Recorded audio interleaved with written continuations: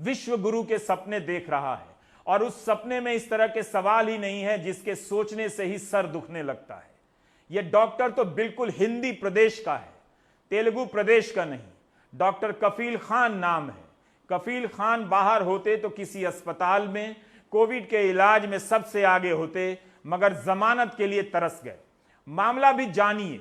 12 दिसंबर 2019 को अलीगढ़ मुस्लिम यूनिवर्सिटी गए, नागरिकता कानून के संशोधन के विरोध में भाषण दिया। अगले दिन एक एफआईआर हुई। 55 दिनों तक कोई गतिविधि नहीं। 29 जनवरी को मुंबई के एयरपोर्ट से एसटीएफ ने गिरफ्तार किया। जो एसटीएफ विकास दुबे को पकड़ न सकी, वो एक डॉक्टर को ऐसे पकड़ लाई जैसे भगोड़ा आतंकी या अपराधी हो। 10 फरवरी को डॉक्टर कफील खान को बेल तो मिल गई, लेकिन 4 दिनों तक रिहा नहीं किया गया। 14 फरवरी को उन पर राष्ट्रीय सुरक्षा कानून एनएसए लगा दिया गया। अभी तक 10 बार तारीख पर पड़ चुकी है। 15 जुलाई को रिट पिटीशन पर इलाहाबाद हाईकोर्ट में सुनवाई है, लेकिन एनएसए नहीं हटाया गया। 3 महीने के लिए एनएसए लगा था। 12 मई को फिर से 3 महीने के लिए इसकी अवधि बढ़ा दी गई, यह कहकर कि डॉक्टर कफील खान से लॉ एंड ऑर्डर को खतरा हो सकता है, जिसकी वजह से एनएसए बढ़ाया जा रहा है। इस तरह का रिकॉर्ड डॉक्टर कफील खान का नहीं रहा है। भाषण जरूर राजनीतिक रहा है, लेकिन हर जगह जहां भी मुसीबत आई है, डॉक्टर खान मदद के लिए पहले पहुंचने वालों में से रहे हैं। अपनी टीम लेकर गए हैं। 10 अगस्त 2017 को गोरखपुर के बाबा राघव दास मेडिकल कॉलेज में 60 बच्चे मर गए। ऑक्सीजन की सप्लाई रुक गई थी। डॉक्टर खान की हीरो की तरह चर्चा हुई कि किस तरह से इस डॉक्टर ने ऑक्सीजन का इंतजाम किया और ज्यादा बच्चों को मरने से बचाया, लेकिन इन्हें ही जेल में बंद कर दिया गया। बाद में खबर आई कि जांच कमेटी ने इन्हें निर्दोष पाया है। खबर आई तो फिर से जांच कमेटी बिठा दी गई। अब ये मामला कहां है, अंतिम रूप से किसी को पता नहीं। आज 6 महीने हो गए, हम लोग सिर्फ एक बार ही उनसे मिल पाए हैं। सोचिए, हम लोग गोरखपुर में रहते हैं, वो मथुरा जेल में उनको रखा गया है। हम लोग सिर्फ एक बार ही मिल पाए। ना फैमिली उनसे मिल पाती है, ना हम उनके पास पैसे भेज पाते हैं, ना उनके पास एक फ़ोन हमारे पास एक ज़रिया है जो हफ्ते में एक बार आता है, जिससे हम अपनी बात, दिल की बात उनसे कह सकते हैं और वो अपनी बात हमसे बता सकते हैं। मेरी भी 4 साल की एक बेटी है जो हमेशा पापा के बारे में पूछती रहती है। हमेशा रोज़ रात में वो पापा की फ़ोटो देखती रहती है, हमेशा पापा का वीडियो देखती रहती है और बोलती, पापा मेरे कब आएंगे, मम्मा पापा मेरे कब आएंगे। तो हम लोगों को 6 महीना हो गया झूठ बोलते बोलते कि बेटा आपके पापा कैंप कर रहे हैं और अभी जब कैंप करके कोरोना वायरस के इतने पेशेंट हैं उसको ट्रीट कर लेंगे तो वो घर पे आएंगे और मेडल लेके आएंगे। इस बहाने वो खुश रहती है कि पापा आएंगे तो मेरे मेडल लेके आएंगे।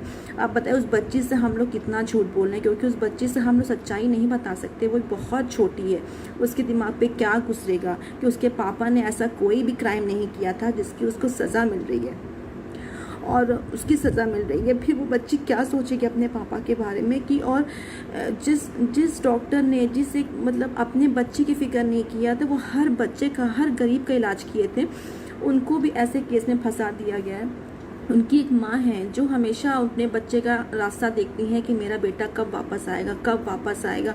वो ना सही से सोती हैं, ना खाती हैं, ना पीती हैं, बस एक ही रट लगाती हैं कि आखिर अल्लाह पाक किस चीज़ का एग्ज़ाम ले रहा है, किस चीज़ का इम्तहान ले रहा है मेरे बच्चे से। मेरे बच्चे ने तो ऐसा कोई भी क्राइम नहीं किया था, वो तो हमेशा लोगों की मदद ही किया था।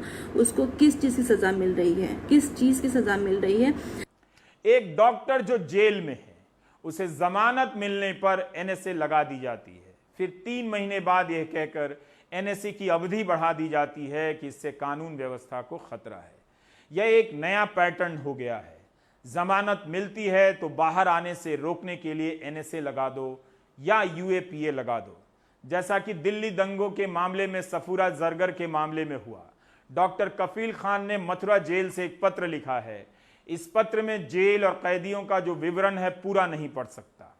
मैं चाहता हूं कि आप भी पॉजिटिव रहें। 500 कैदियों की क्षमता वाली जेल में 1600 कैदी बंद हैं, लिखा है पत्र में। एक एक बैरक में 100 से 125 कैदी बंद हैं। टॉयलेट की हालत का जो विवरण है, आप उसकी कल्पना कर सकते हैं।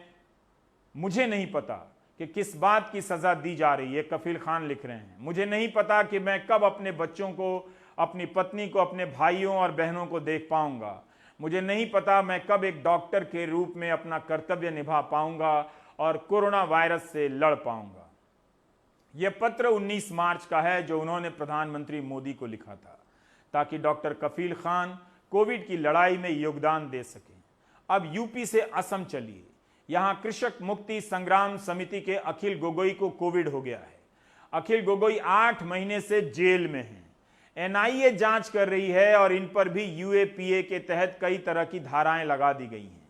अखिल गोगोई की पत्नी गीता श्री ने वायर से कहा है कि पॉजिटिव होने के बाद भी जेल प्रशासन ने सूचना नहीं दी। गौतम नवलखा से लेकर सुधा भारद्वाज, क्या खास विचारधारा और आलोचकों के समूह के साथ इस तरह के बर्ताव की रणनीति बनाई गई है? वरवर राव जितने बीमार हैं उनको तुरंत जमानत दिया जाना चाहिए था। कोर्ट कचहरी को शोभा नहीं देती कि इस वृद्ध आदमी को अभी जेल में बिना मेडिकल असिस्टेंस, उच्चतम मेडिकल असिस्टेंस से वंचित रखा जा रहा है। 1981 में इसी तरह नक्सल लीडर नागभूषण पटनायक को उड़ीसा से जेल से all India institute medical sciences Delhi लाया गया। वहाँ से उनको इलाज के चलते चलते पैरोल पे छोड़ के वापस उनको आंध्र जाने दिया। आज हम देखते हैं कि जिस तरीके से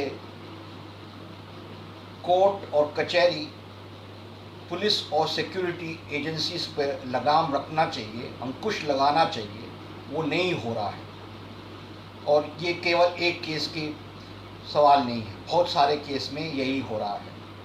सिक्योरिटी स्टेट हावी हो रहा है और ये जमहूरियत के लिए शोभा नहीं देती।